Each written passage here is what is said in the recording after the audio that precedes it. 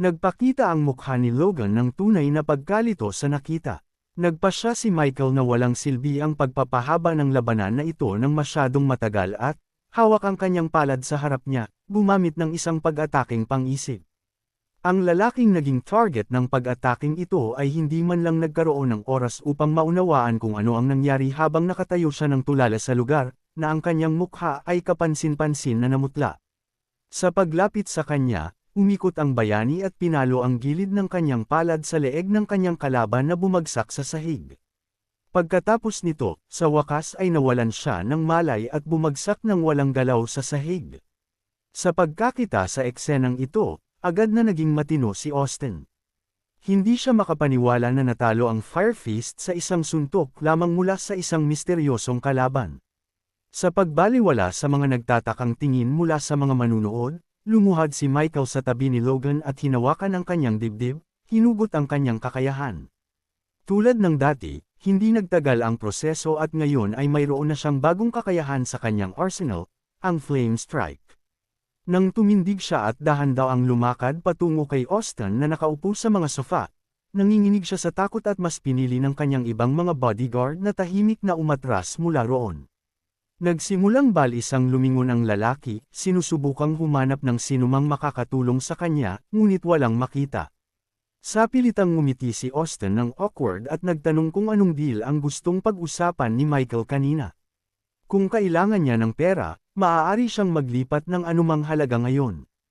Ngunit binaliwala ng bayani ang mapagbigay na alok ng lalaki at, sa paglapit, hinawakan siya sa leeg, itinaas siya ng mataas sa sahig. Ibinaba ni Austin ang kanyang mga palad sa kanyang kamay, sinusubukang paluwagin ang kanyang hawak, ngunit nang mapagtanto niya na hindi ito gumana, huminga siya ng nahihirapan kung alam ba ni Michael kung sino ang kanyang ama. Sumagot siya na alam niyang lubos na si Austin ay anak ng mechanical hero at nagtanong kung ano ang dapat ipahiwatig nito ngayon. Sinabi ng lalaki na kung papatayin siya ni Michael ngayon, tiyak na maghihiganti ang kanyang ama. Sa paglapit sa kanyang sarili, bumulong ang bayani na hindi niya siya papatayin ngunit nais lang niyang magbahagi ng isang bagay sa kanya. Nang tanungin siya ni Austin kung ano ang eksaktong ibig sabihin niya, nagtanong si Michael kung gusto rin ng lalaki na magkaroon ng sariling kakayahan. Lubos siyang nagulat at nalito nang marinig ang kanyang mga salita. Sa pagkakita na hindi na lumalaban si Austin, pinakawalan ng bayani ang kanyang kamay, pinayagan ang lalaki na umalis. Sa pagbagsak sa sahig, nagsimula siyang kiskisin ang kanyang leeg ng kanyang kamay at nagtatakang nagtanong kung iniisip ni Michael ang kanyang sarili na isang Diyos. Ang isang kakayahan ay hindi ganap na isang bagay na madaling maibigay ng isang ordinaryong tao sa sinuman. Buntong hininga ng malalim ang bayani at, sa paglingon, hinagisan ang lalaki ng isang piraso ng papel na may mga salita na kung talagang gusto niya ng kakayahan, dapat siyang pumunta sa tinukoy na address ng mag-isa sa loob ng 7 araw.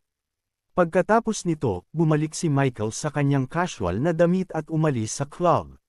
Sa mismong sandaling iyon, nakatanggap siya ng tawag mula sa takot na si Alex.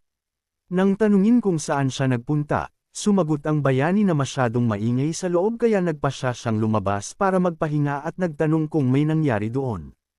Ang kanyang mga salita ay nagpakalma kay Alex at sumagot siya na namiss ni Michael ang isang magandang show at hiniling sa kanyang kaibigan na maghintay sa kanya sa labas. Lalabas na siya ngayon at magkakasama silang pupunta sa isang lugar upang kumain kung saan niya sasabihin ang lahat.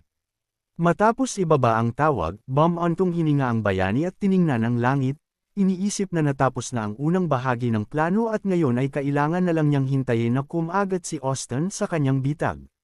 Plano niyang simulan ng pagsuri sa mga bayani mula sa malaking kumpanyang Olympus dahil ito ang pinakamabilis na paraan upang makamit ang kanyang layunin.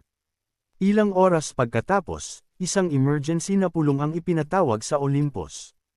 Ang mga mata ng lahat ng nagtipon ay nakatuon sa screen na may recording mula sa mga CCTV camera na nag-record ng laban sa pagitan ng Fire Fist at ng ating bayani. Si Gilbert, na ama ni Austin, ay hindi inalis ang kanyang tingin sa screen kahit isang sandali at nang huminto ang recording, nagtanong siya kung anong mga iniisip ng mga nagtipon doon tungkol sa bagay na iyon. Sumagot ang Ice Adventurer na ginamit ng lalaking nakamaskara ang kanyang kamay na parang kutsilyo upang harapin ang Fire Fist sa isang iglap at malamang na ang kanyang mga kakayahan ay mas mataas sa B-rank. Ang lalaking nakaupo sa tabi niya ay nagsabi na ang nagpatumba kay Logan ay tiyak na hindi kamay. Sumimangot siya at patuloy na sinabi na natalo si Logan sa sandaling gumawa ng galaw ang nakamaskarang lalaki. Ang lalaking nakaupo sa tapat nila ay nagpasya ring makialam at itinulak ang isang folder patungo sa kanila na nakahiga sa tabi niya sa buong panahong ito, na may mga salitang ito ay isang pagtatasa ng mga pinsala ng Fire Fist mula sa Identification Department na irerekomenda niya na basahin nila bago gumawa ng anumang conclusion. Sa pagtingin ng tatlo sa teksto na nakasulat sa papel, ang gulat at hindi paniniwala ay makikita sa kanilang mga mukha. Nakasaad doon na nawala ang kakayahan ni Logan nang walang bakas. Sa sandaling iyon, napagtanto nila na nahaharap sila sa isang malaking problema sa anyo ng kakaibang lalaki na ito na nakamaskara. Sa pag-iisip nito, nagtanong sila kung saan nanggaling ang lalaking ito na kayang burahin ang kakayahan ng ibang tao. Sinabi ni Edgar na sa pagkakaalam niya, tanging isang S-rank hero lang ang may ganoong kakayahan. Tiningnan siya ni Gilbert at nagtanong ng walang katiyakan kung ito ang bayani. Sa pagkarinig nito, tumalon si Sam mula sa kanyang upuan at sumigaw na ito ay simpleng imposible dahil ang transporter ay isa ng matandang lalaki na isang paana sa hukay at walang silbi para sa kanya na lumabas ngayon at magdulot ng ganoong kaguluhan. Buntong hininga si Edgar at sumagot na hindi kayang harapin ng kumpanyang Olympus ang isyong ito ng mag-isa at obligado silang iulat ito sa Hero Association. Tinaas ni Pav ang isa sa kanyang kilay at napansin na ang isang tao na may mga espesyal na kakayahan na tulad ng nakamaskarang lalaki, anuman ang kumpanyang mapuntahan niya, ay gagamitin pa rin bilang isang killing machine at walang sinuman ang mag-uulat sa kanya. Inisip ni Gilbert na sapat ang kanyang mga salita at sinabi niya na hindi nila dapat sabihin muna ang tungkol sa lalaking ito, hayaan itong maging isa pang maliit na sikreto ng kanilang kumpanya at pagkatapos ay hiniling sa lahat na umalis at iwanan siya ng mag-isa upang makapag-isip siya muli. Umuwi si Austin nang walang anumang problema pagkatapos kahapon kung saan siya ngayon ay nagpapalipas ng umaga. Ang mga salitang makakakuha siya ng kakayahan ay hindi lang mawala sa kanyang isip. Muli niyang sinuri ang address sa piraso ng papel. Nagtataka kung ano ang hihilingin ng lalaki bilang kapalit dahil ilang beses niyang nabanggit na ito ay isang deal. Iba't ibang opsyon ang pumasok sa kanyang isip.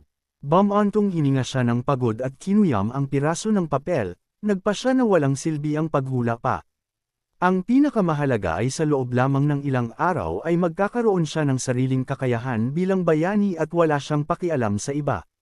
Sa parehong oras, nakilala ng ating bayani ang kanyang kaibigan sa pasukan ng museo at nagtanong kung bakit siya tinawag dito kung saan sumagot si Alex na gusto niyang matuto patungkol sa mga halimaw upang mas madali para sa kanya na magtago kapag nakikipagkita sa kanila. Ang mga salitang ito ay nagtulak sa ating bayani na mag-isip tungkol sa pagsubok na mag-extract ng kakayahan mula sa isang S-rank monster. Nang pumasok sila sa loob at hindi sinasadyang nabangga ang dalawang magkasintahan na matamis na nag-uusap tungkol sa isang bagay, sinabi ni Michael nang may pagkadismaya na dumating si Alex dito hindi gaanong upang malaman ang tungkol sa mga halimaw kundi para lang manligaw ng mga babae. Lumitaw ang isang ngiti sa mukha ng lalaki at sumagot siya na alam ng lahat na mga magaganda lang ang pumupunta dito at hindi lang niya mapalampas ang ganoong pagkakataon.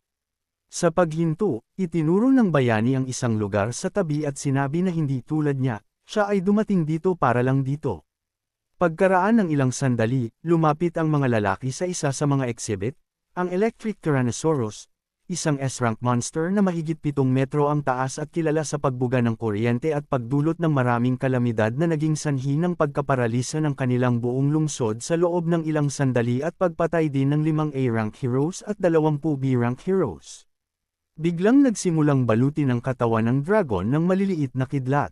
Sa sumunod na sandali, ibinaling nito ang katawan nito at naglabas ng electric beam mula sa bibig nito sa kung saan. Namangha si Alex sa kapangyarihan ng halimaw na ito, kahit napatay na ang dragon na ito, ang kapangyarihan nito ay nagdulot pa rin ng takot. Nanatiling kalmado si Michael at tiningnan ang halimaw na ito ng may interes. Dahan-daang inabot ang kanyang palad patungo sa dragon habang iniisip niya kung gaano kaganda kung magkaroon ng ganoong nakakatakot na kakayahan. Sa pagkakita nito, agad na nagulat ang guard at itinuro ang kanyang patalim kay Michael, nagtanong siya ng may banta kung ano ang ginagawa niya. Lumapit ang bayani sa guard at, nang may matamis na ngiti sa kanyang mukha, ibinigay sa kanya ang card, sinasabing siya ay isang journalist at gustong magsulat ng artikulo tungkol sa mga halimaw. Kinuha ng lalaki ang identity card ng lalaki at maingat na binasa ang impormasyon dito. Pagkatapos ay sinabi na kung gusto niya, maaaring isulat ni Michael ang kanyang artikulo ngunit dito ay maaari lang siyang tumingin gamit ang kanyang mga mata, hindi humawak gamit ang kanyang mga kamay.